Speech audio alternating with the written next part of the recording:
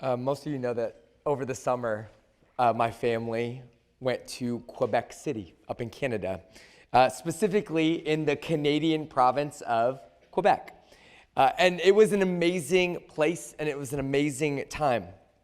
Our hotel was up on this hill in the city, and so we actually had this view up and over the city that was just incredible. It was really cool. And looking out, you could see church steeples everywhere.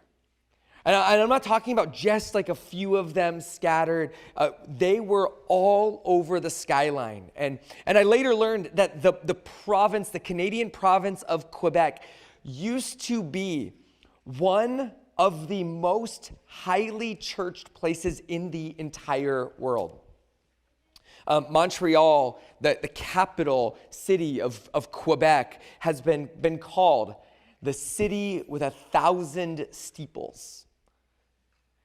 Church buildings just dominate the view in Quebec, the province, Montreal, Quebec City.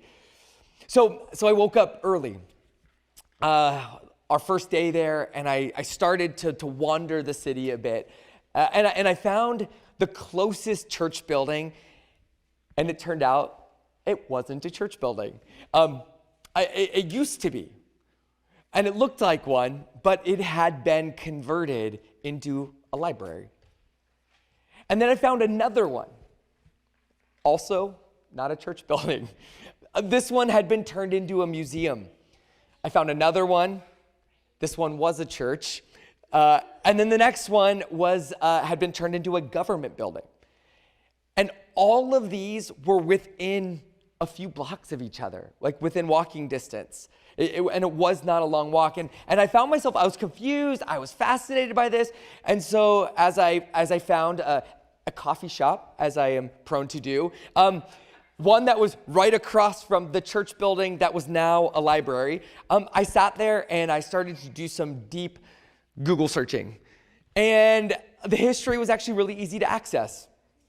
Quebec, one of the most church-going places in the entire world, not that long ago, in just 60 years has become one of the least churched places anywhere in the world.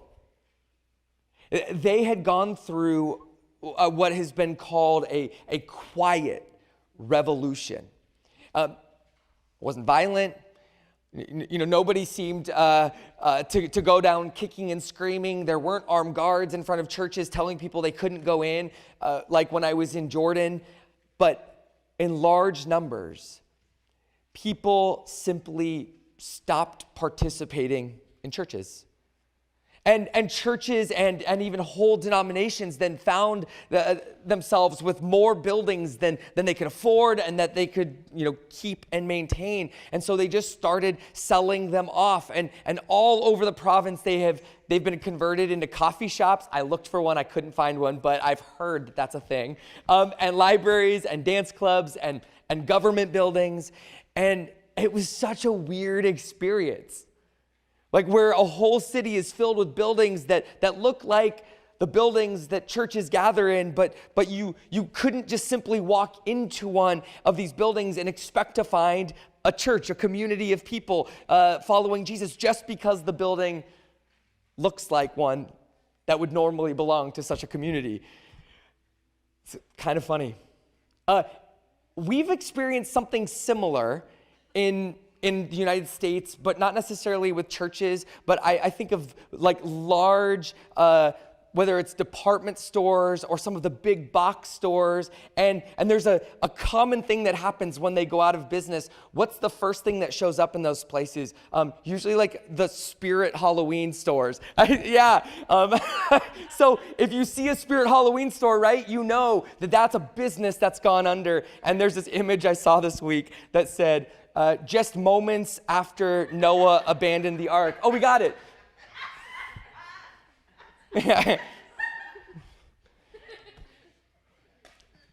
This brings us into our passage this morning, where 3 times God speaks through Jeremiah and refers to this house, which is called by my name. Jeremiah is referring to the Temple of Solomon, one of the great ancient wonders of the world. It is a temple for Israel's God. But it was also called the house of Yahweh by many, a house called by God's name. And Jeremiah is concerned with how this building is being used. And I don't know if you heard this detail, but the crowd that he is shouting at, the crowd that he is calling to, that he is preaching to, are the people that are coming into the temple, and he is standing outside the doors, sharing this message with everybody who comes in. But this message isn't Jeremiah's message, it is God's message. God is concerned with how the house is being used. And God tells Jeremiah to tell the people that they are out there living their lives, doing whatever they want, but they then come and stand before me, before Yahweh, in this house which is called by my name. And they say, we're delivered. You heard Teresa read it. We're safe. Only to then go on doing whatever they want. God then drills down asking, has this house, which has been called by my name, has it just become a hideout for criminals? This question, it shows up in the New Testament. You might recognize it because we hear these words on Jesus' lips. But we don't hear them as a question. We hear them as a judgment, a declaration. Hundreds of years later, that building, right, the Temple of Solomon, had been destroyed and then rebuilt. And at the time that Jesus was present there, it was even more glorious and expansive and lavish than it was the first time. But Jesus walks into it. You might recognize this story. And he starts turning over the tables. And he announces that this place has been turned into a den of robbers, a hideout for criminals. The message is that people who want nothing to do with God's ways are using the building, this house called by God's name, as a sort of place to feel okay with themselves. Through Jeremiah, God tells the people that he can see what they're doing. That God has seen it himself. It's a strong word to know that you're being watched. Your actions have been seen. We were just joking this morning that the new old car that my family just got, it's quite visible. And so for me and then later for my daughter, we're probably not going to be trying to, do any criminal activity in it, because we don't usually do criminal activity, but also because everybody will see that vehicle everywhere it goes, because it's gold and gaudy. It's awesome. Thanks, Alex, for helping us find it. He's in the nursery right now. It runs really well, though. But to know that you've been seen, that you're being watched, that God sees what you're doing. And so he announces, we're going on a field trip. Field trips are fun. I recently ran into the dad that I met taking Becca on her kindergarten field trip. I've seen this dad periodically through the years. Turns out we like the same coffee shop. Surprise, surprise. And at various moments, we run into each other, and every time this story comes up, he helped chaperone this field trip and then never chaperoned for another field trip ever again because he was given that kid. I don't need to say anything else. Just that kid. And he just never, ever again would do it. And so we laugh every time, and I'm like, when are you going to do it again? He's not. God announces a field trip. Field trips are fun for some parents, for most kids. There's this interesting question that exists in that. If God wanted to open your ears, if God wanted to open your eyes, if God wanted to soften your heart, if God wanted you to finally get the thing that he has been trying for so long to help you understand and see, whether it's the mess that you've been creating, whether it's your need for him to show up in some way, whatever the thing is, where would God take you on a field trip? What would God need you to see? What would God need you to experience? For you to be awakened to the thing that God wants to do with you. For the Israelites, it's a place called Shiloh. Verse 12, go now to my place that was in Shiloh, where I made my name dwell at first, and see what I did to it because of the evil, because of the badness, the destruction of my people, Israel. God takes the people back to where it all started. This was base camp when the Israelites first came into the land. Before there was a big, fancy, flashy building called the temple, there was a simple, portable tent called the tabernacle. And Shiloh was the place where God's name dwelled. And God wants the people to remember what happened there in the past. He wants them to see what Shiloh is now. And he wants them to remember what their ancestors did. And he draws a connection between the past and the present so that they will stop walking in the ways of their ancestors. He wants them to hear. He wants them to see and learn so that they can finally walk in a new way, in a way distinct from the ways of their ancestors, their family. So he takes them on a field trip, and then having shown them and reminded them, in verse 13, this is what God says. And now, because you have done all these things, declares Yahweh, and when I spoke to you persistently, you did not listen. And when I called to you, you did not answer. Therefore, I will do to the house that is called by my name and in which you trust, as I did in Shiloh. You gotta love sentences in the Bible that have like multiple commas, and it's a mess and to follow. But this sentence is packed with good stuff. So much stuff, starting out with, you've done all these things. Right? The Israelites are just repeating the sins of their parents and their grandparents. All the things that were done in Shiloh, they haven't learned their lesson. They are continuing and perpetuating the same things. Here they are again. It's just a new generation, but it's the same old stuff. And then God adds a layer to their disobedience. It's not just that they're not doing what God asked. It's bad enough when you do bad stuff, when you hurt others, but God has really tried. Like, God has really tried to help them see. Like, if you ever find yourself reading through the prophets and you're like, again, like, it sounds like God is saying the same thing over and over, and that's because he is. What we've been given is a record of God's relationship with people over a long period of time to show how consistently patient and present he is with these people.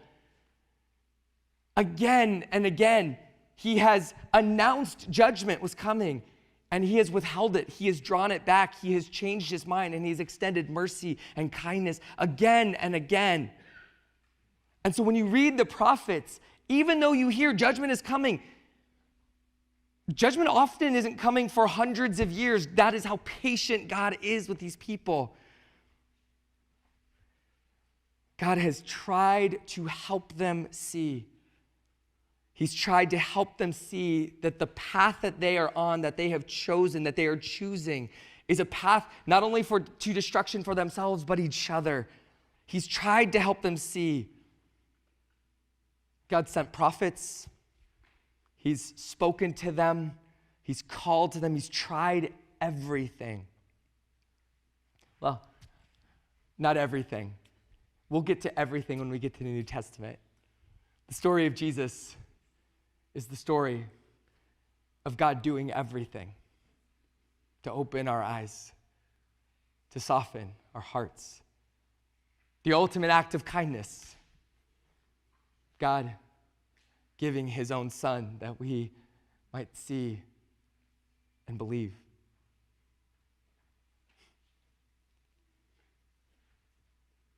In this passage, in this response, we hear God say, I spoke to you persistently and you did not listen. I called you and you did not answer. They are so stubborn. I don't know if you resonate with this. I do. They can't hear, they won't hear, they refuse to hear. That's actually how our reading opened this morning. That's how Curtis got us started. Right? We heard God's grief as he said to his people, stand by the roads and look. You can hear God just inviting them to open their eyes. And look where the good way is.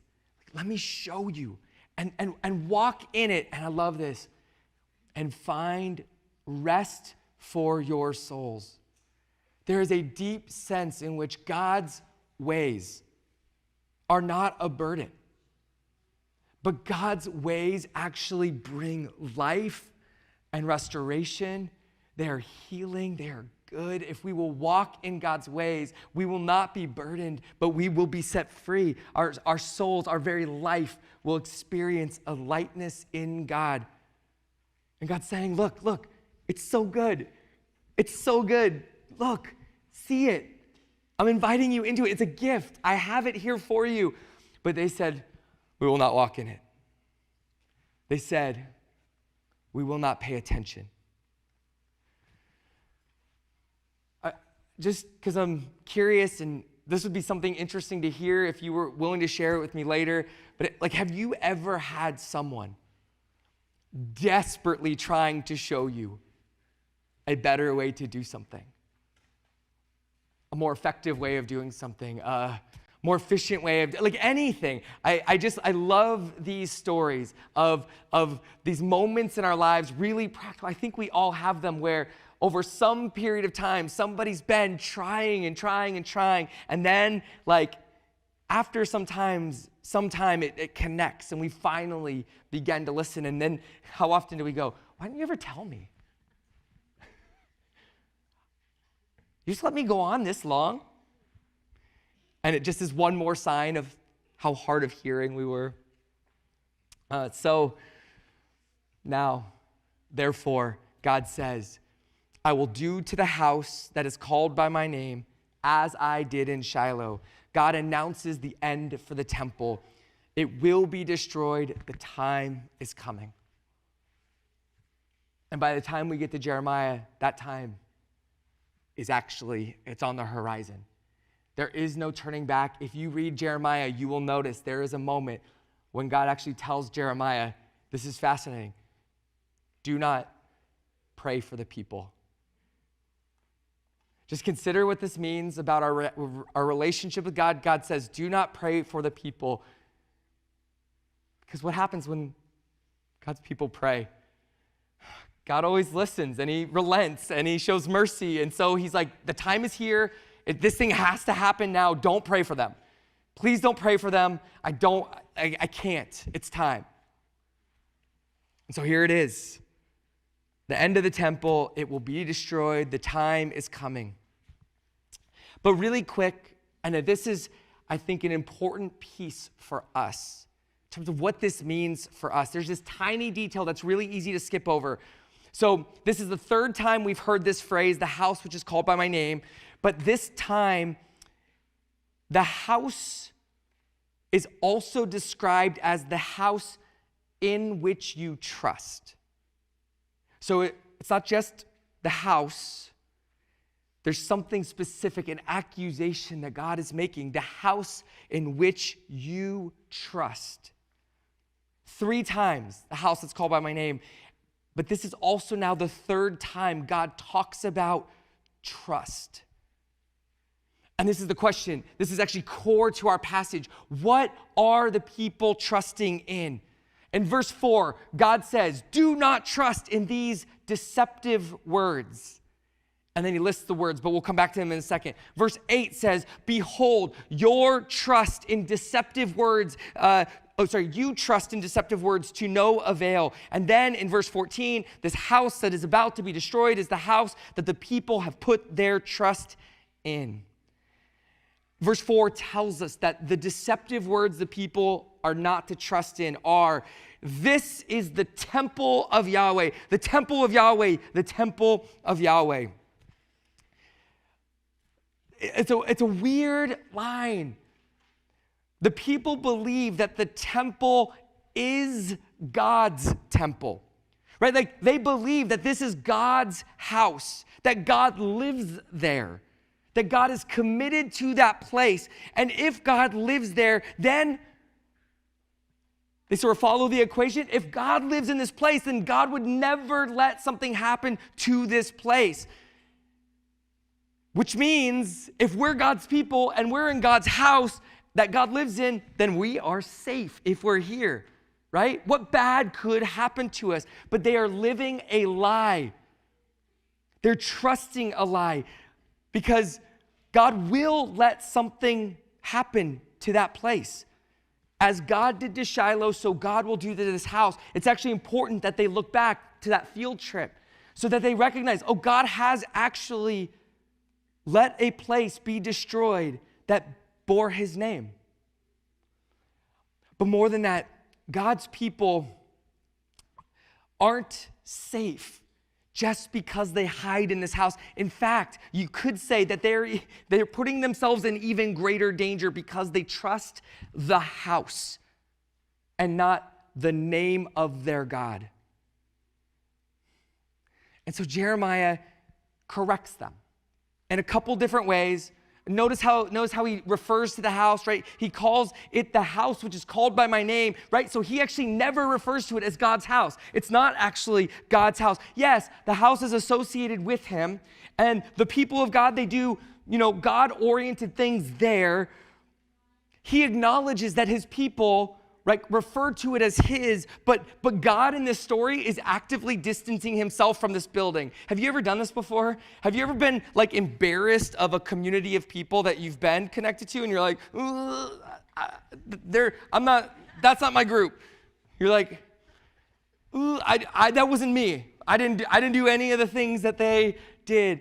That's what God is doing with the temple. This house, he's like, that's not my place.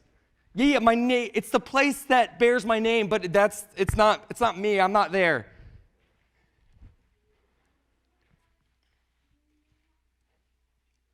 Notice then what he says about Shiloh. So he actually calls Shiloh. He doesn't say the place where I dwell. He says the place where my name dwelt. And again, he distances himself. God lets himself be identified with the place. But it's essential that we disconnect the house called by God's name from the actual God in whom we should trust. This kind of brings me back to Quebec. The church has a long history, I say the church, long history of trusting in its buildings, rather than trust the God in whom the buildings are meant to point to. Quebec is just one of many places in the last 2,000 years where followers of Jesus have lost the way. And then, over time, refused to listen to God as God called them back. Followers of Jesus often hear God and do not answer when God calls. And you could point to whole regions like Quebec And you can point to individual congregations. And then you could point to individuals within congregations. If you look at our congregation and our story, right, over the last 25 years, in many ways, we have struggled with our relationship with a building. And we've talked a lot about it, and we've prayed a lot about it. And there were some rough years in there. Some of you remember them. Some of you have just heard stories of them. But years where our collective trust, in many ways, although individuals may not have trusted in the building, our collective trust as a community was in the building, more so than in the God who could or might use the building, but ultimately doesn't need to. And we easily fell into the lie that because God let us have the thing, that he must have wanted us to have it. And God wouldn't let anything bad happen to a thing that he let us have. You could see the lies that start to build up, that just, we don't mean to put our trust somewhere else. And it makes a kind of sense. If God gave us this thing, he wouldn't take it away. It's so easy to attach God's name to a thing and then believe that we're safe and that there won't be consequences, no matter what we do or how we mess up. The irony in all of this is that we've just talked about what God has done for our sins, and the truth is we have been forgiven, but that doesn't always mean there aren't consequences for our sin. But the truth that we had to come face to face with 12 years ago, 13 years, 14 years ago, was that we as a community, we were not living out our faith in a way that honored God. Individuals were, but as a community, as a congregation that had an identity, we weren't as a community sharing the gospel with our neighbors. We weren't making disciples of Jesus. We weren't working for justice, caring for the foreigner, the widow, the orphan, raising up the next generation. We just weren't doing these things. We were mostly just trying to hang on to a building while we neglected the work that Jesus had for us to do. But praise be to God that multiple people listening to God called on all of us to hear God speaking, to hear God's voice, to invite us to respond. And I'm thankful that here we are getting to continue to grow and to walk in God's way, and that in so many ways we see a faithfulness, a new season, a new life, and almost none, very little attention to the space that we get to gather in. That is nice and is great, but is a tool for God to use and not in any way a thing for us to put our trust in or to believe is like the main thing. In most of our conversations around the neighborhoods we live in and what it looks like to be Jesus in every neighborhood, this is our attempt in many ways to lose even more focus on our central gathering place and to just see how God might invite us to walk in his ways every day right where we live. So, a congregation can trust in a building, just like the people of God did. We can trust in the things that God's name is attached to in place of God's self, but it's not just congregations who do this, so do individual people. And I want to tell you a story of a guy that I knew, and maybe this resonates with you, but maybe it doesn't, but maybe it helps you to consider how as an individual you might be wrestling with the theme of our passage. So this guy, he once came to me and he said, I don't understand why all of these bad things are happening to me and to my family. He couldn't understand why his wife left him. He couldn't understand why his kids didn't believe in God and want to follow him. He couldn't understand why one of his kids was facing severe health issues. He couldn't understand why he lost his job. The list of woes was really long. Like, why me? He cried. And then he said, I go to church, I volunteer my time, I give money to my church. And I mean, like, those things were kind of true. He did go to church sometimes. Like, he did show up a couple times when he was asked specifically, and he did give a couple small donations. And it's really important to say, right, the bad things in his life were not happening because he should have gone to church more, or he should have volunteered more time, or should have given more money. He definitely could have done those things, but these weren't the reason bad things were happening to him. The bad things, at least in some part, seem to be sourced elsewhere. For instance, I discovered he had a reputation in the larger community. He was known for being dishonest in his business dealings. He was known for cheating on his taxes. He was known for making inappropriate comments about women. And he had a reputation that people openly talked about for just being selfish.